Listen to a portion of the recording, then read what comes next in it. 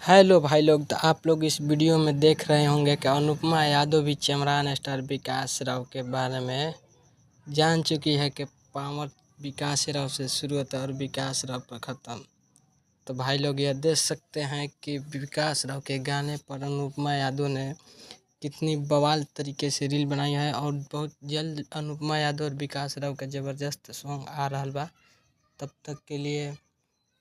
इस video को पूरा दबा के शेयर करिए और चैनल को सब्सक्राइब करना ना भूलें। तो भाई लोग इसी तरह से लेटेस्ट न्यूज अभी